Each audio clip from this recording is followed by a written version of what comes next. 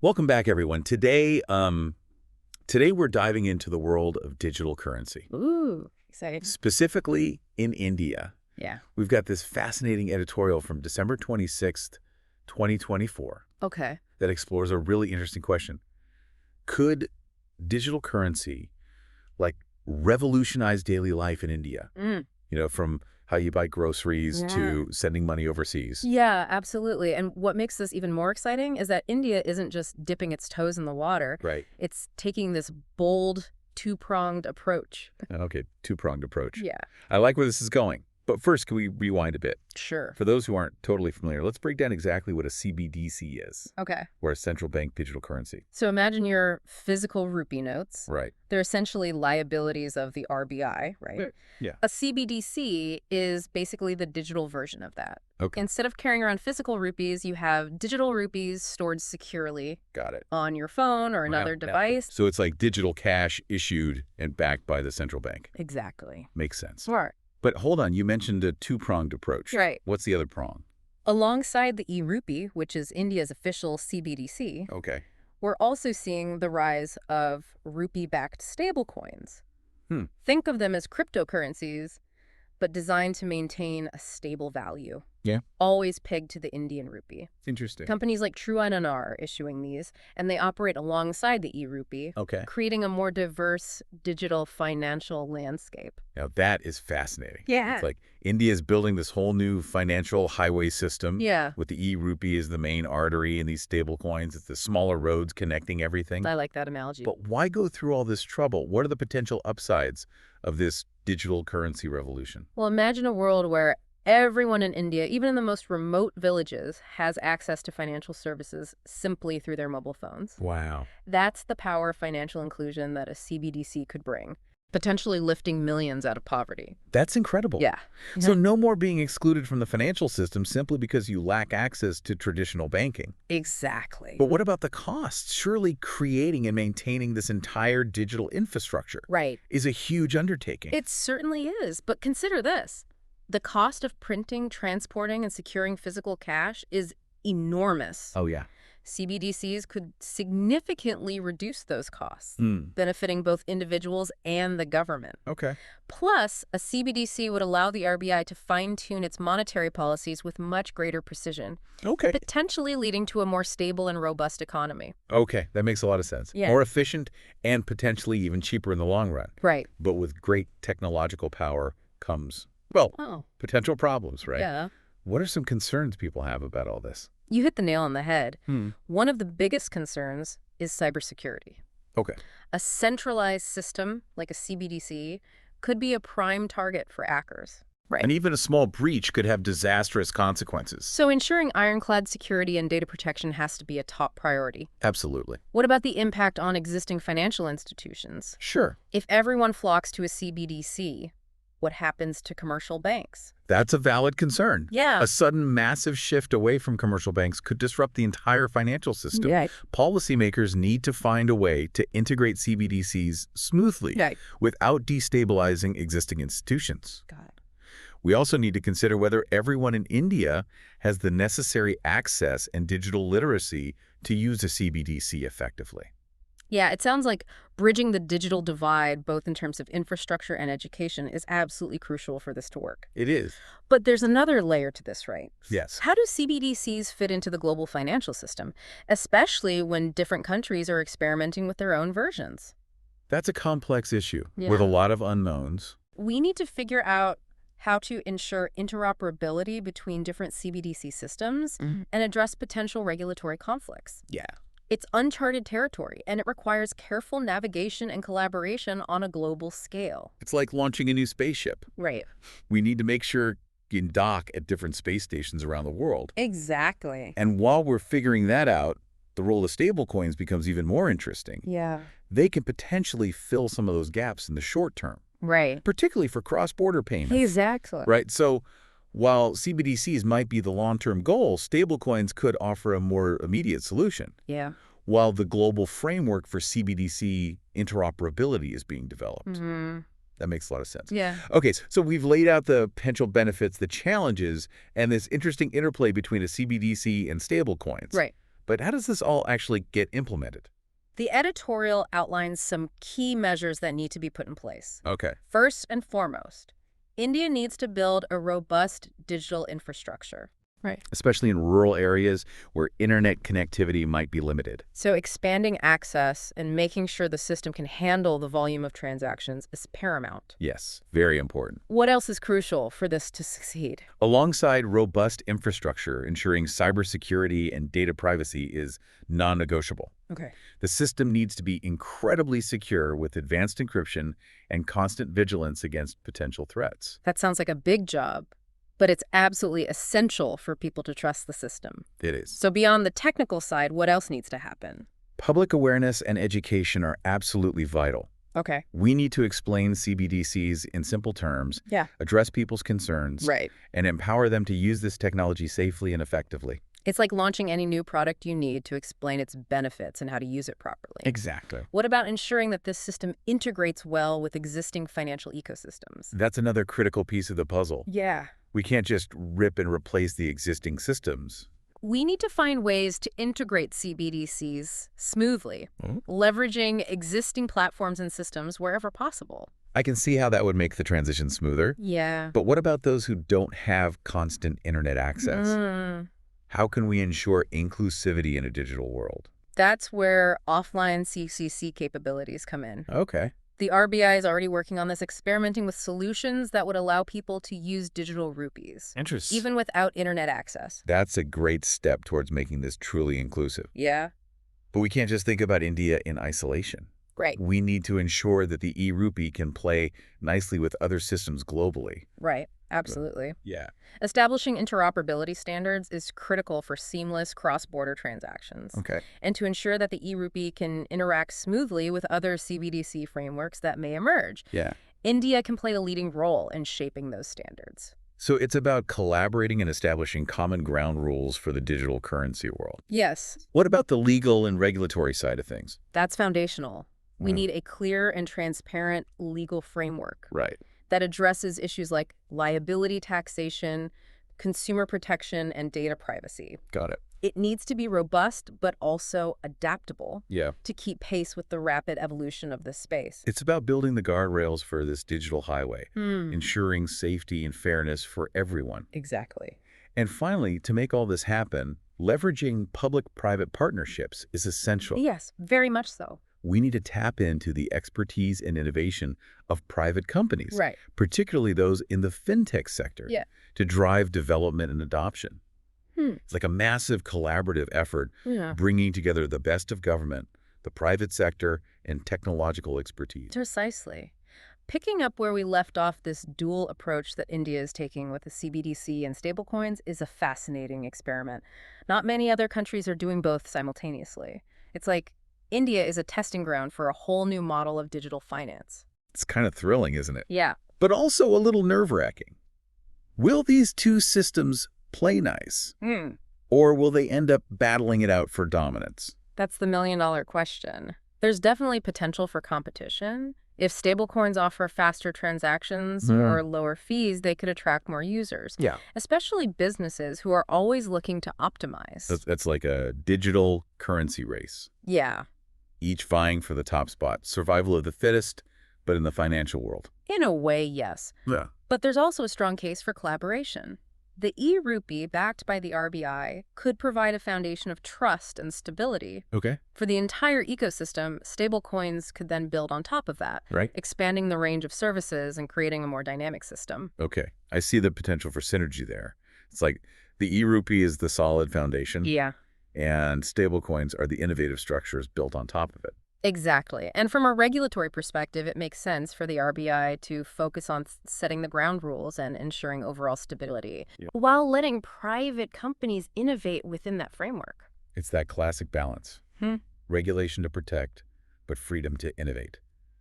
But let's zoom back in on the implementation roadmap. Sure. We talked about some of the key measures earlier, but I'm curious to hear more about that public awareness campaign. Okay. How do you convince people to embrace a whole new form of money? That's a huge undertaking. It needs to be multi-pronged. Think public service announcements, workshops, maybe even community outreach programs. We need to explain CBDCs in a way that everyone understands, addressing concerns and highlighting the potential benefits. Especially those benefits for folks who've been excluded from traditional banking. Right. That has to be a central part of the message. Absolutely. Yeah. We need to emphasize how a CBDC can empower individuals, giving them more control over their finances, and making it easier to save, invest, and participate in the economy. It's about showing how this technology can actually improve lives, not just change the way we pay for things. Exactly. And that message needs to reach everyone, regardless of location, income, or tech savviness. Right. We need materials in multiple languages, accessible formats, and tailored to different demographics. It's a massive education campaign. But if it works, the impact could be transformative. It could be. But there's another piece of the puzzle that feels crucial, especially in a country as diverse as India. Yeah. Ensuring offline capabilities. Couldn't agree more. Not everyone has reliable internet access. Right. Especially in rural areas, the RBI's trials with offline functionality are promising. Okay. Imagine being able to use digital rupees even without an internet connection. That's true financial inclusion. It's like bringing the power of the digital economy to everyone, regardless of their connectivity. Yeah. That feels revolutionary. Yeah. But zooming out to the global picture, how do we ensure the e-rupee can interact seamlessly with other systems, including those in other countries? That's where interoperability standards come in, and it's something India can take a leadership role in. We need to establish those common protocols that allow different CBDC systems to talk to each other, enabling smooth cross-border transactions. It's like creating the universal translator for digital currencies, breaking down those barriers, and facilitating global trade. Precisely. But let's not forget about the legal and regulatory frameworks that need to be put in place. It's like building the rules of the road for this new digital highway. Right. We need those guardrails to ensure fairness, transparency, and consumer protection. Yeah. But how do you create laws for something that's evolving so rapidly? It's tricky. The framework needs to be robust enough to provide certainty, but also flexible enough to adapt as the technology evolves. Yeah. It's an ongoing process of learning, adapting, and collaborating. It's like building a ship while you're sailing it. Right. But it sounds like that collaborative spirit is key throughout this entire process. Absolutely. Public-private partnerships are essential. We need the government, the RBI, and private companies working together to leverage each other's strengths and bring this vision to life. Okay, so we've talked about the technical aspects, the regulations, and the global implications. But now I want to shift gears and talk about something a little more philosophical. Okay. How might the widespread adoption of digital currency change us, not just as consumers, but as human beings? That's a profound question. And it's one that we often overlook when we get caught up in the technical details. Imagine a world where money itself is fundamentally different. Right. Where every transaction can be tracked, where access to financial services is nearly universal. It's like stepping into an alternate reality. Yeah. What kind of changes might we see? For one, we could see a significant reduction in financial exclusion. Imagine those who've been shut out of traditional banking, suddenly being able to participate fully in the economy. It's about empowering individuals, giving them control over their finances, and creating a more level playing field. It's like opening the doors to opportunity for millions of people who've been left behind. But there are potential downsides, too. Yeah. The privacy concerns come to mind. Absolutely. Well, the potential for surveillance is a valid concern. If every transaction is tracked, it raises questions about individual freedoms and the role of government. Finding the right balance between transparency and privacy is crucial. It's a classic dilemma of the digital age, but one we need to grapple with head-on. We do. What about the impact on our social fabric? Yeah. Could digital currency exacerbate existing inequalities? It's definitely a risk. If access to digital currency becomes essential for full participation in society, we could see a widening gap between those who are digitally connected and those who aren't. So bridging the digital divide becomes even more urgent. It does. It's not just about internet access. It's about digital literacy, affordability, and ensuring that everyone can benefit from this new technology. Exactly. And we also need to think about the potential impact on the workforce. Some jobs may become obsolete while new ones will emerge. We need to prepare for those shifts, providing training and support to help people adapt. It's about anticipating those changes and equipping people with the skills they need to thrive in this new digital landscape. Right. But I also see the potential for incredible innovation and creativity. Absolutely. We could see a whole new wave of financial products and services tailored to this digital world. Think Micro-lending platforms, peer-to-peer payment systems, maybe even entirely new forms of currency emerging. It's like opening a treasure chest of possibilities. Yeah. But with all this potential, it's easy to get carried away by the hype. Mm-hmm. How do we ensure that we're approaching this transition thoughtfully and responsibly? It's all about being mindful of the potential unintended consequences. We need to proceed with caution, engage in open and honest dialogue, and be willing to adjust course as we learn more about the implications of this technology. It's about remembering that technology is a tool, and it's up to us to use it wisely and ethically. Exactly, and that's why engaging in conversations like this one is so crucial. Yeah. We need to raise awareness, ask tough questions, and work together to create a digital future that benefits everyone. This is a shared responsibility, and it starts with education and understanding.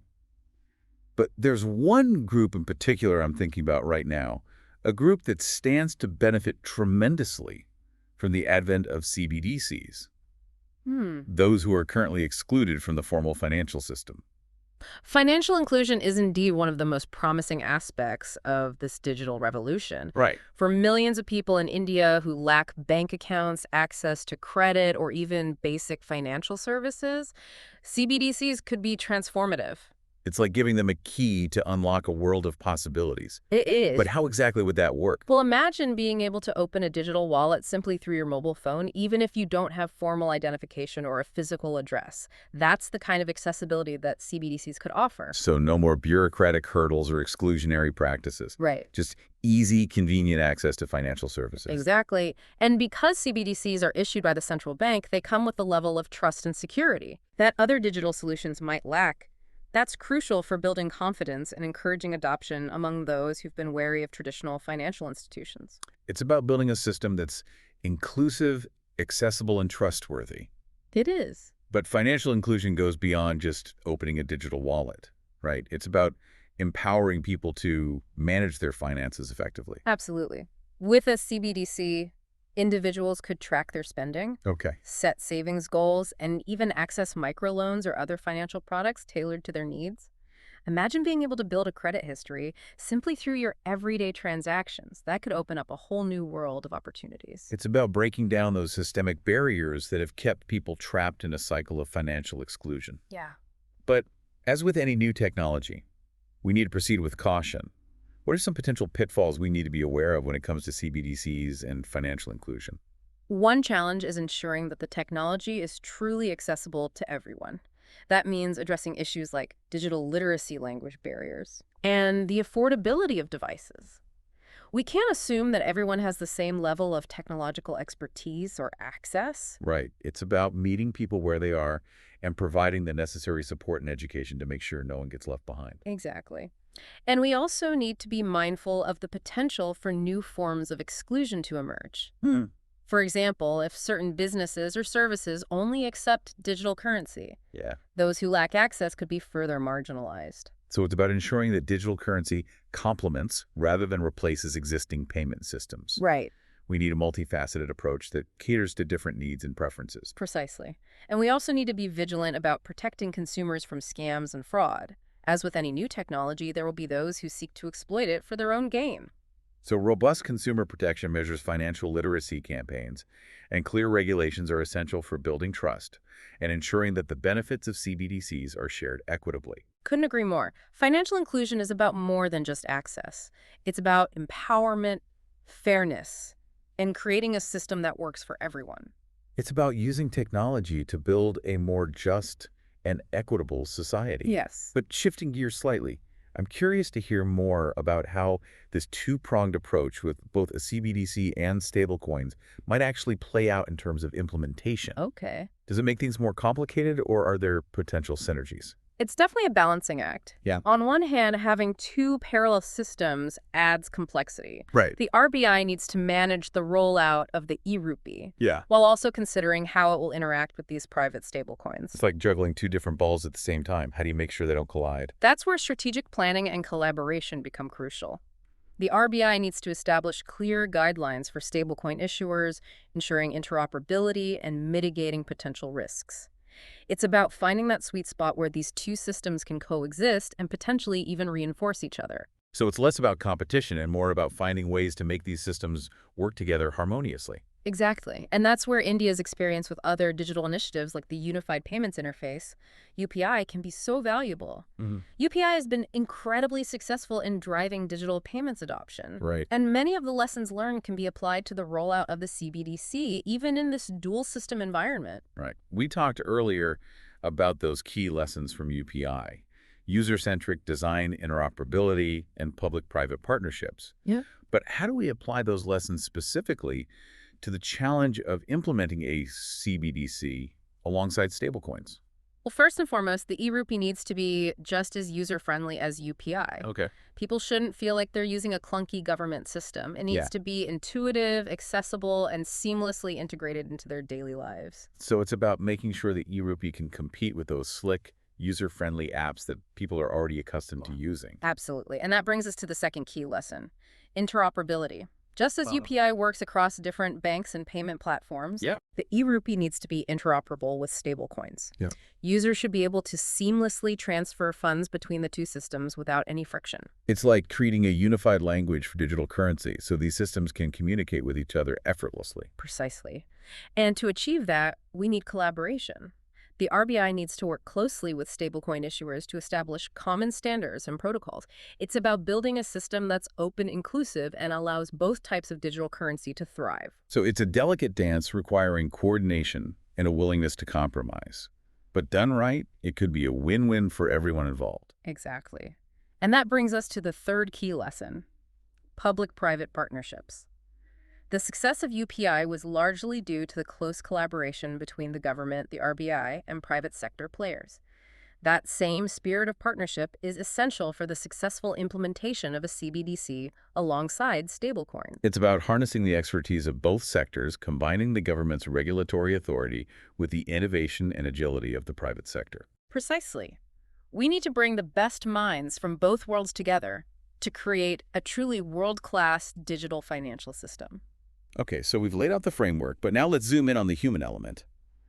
How might this shift to a dual digital currency system actually impact people's lives? Okay. Especially those who are currently excluded from the formal financial system. That's a crucial question, and the potential benefits are enormous. Imagine a world where anyone with a mobile phone can access basic financial services, no more waiting in line at banks, no more needing a formal address or identification. It's about bringing financial empowerment to those who've been left behind. It's like leveling the playing field and giving everyone a chance to participate in the digital economy. Exactly. And it's not just about access. It's about giving people more control over their finances. Imagine being able to track your spending, set savings goals, and even build a credit history simply through your everyday transactions. It's about providing the tools and knowledge to make informed financial decisions and build a secure future. Precisely. But we also need to be mindful of potential challenges. Digital literacy is essential. Right. We need to ensure that everyone understands how to use these new tools safely and effectively. Right.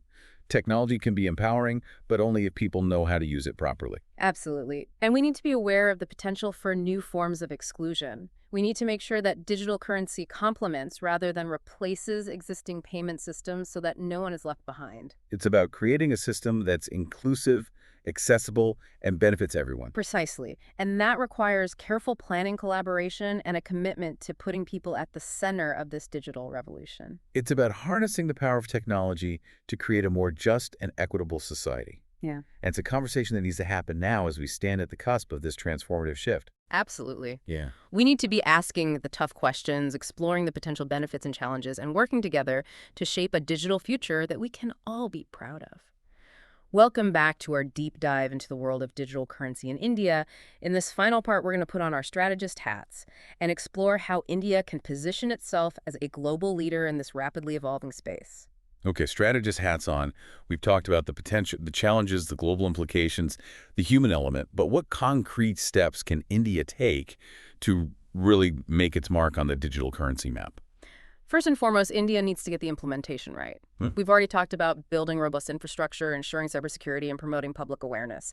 But it's not just about checking off those boxes. Right. It's about creating a system that's truly world-class, one that sets a benchmark for other countries to follow. So it's about going beyond just functionality and aiming for excellence. Yeah. What might that look like in practice? It means focusing on user experience. Yeah. The e-rupee needs to be intuitive, easy to use and accessible to everyone regardless of their technical skills. Think seamless integration with existing payment systems, intuitive mobile apps, and even offline capabilities for those without reliable internet access. It's about making the e-rupee so user-friendly that it becomes the go-to option for digital payments. Exactly. But technology is only part of the equation, right?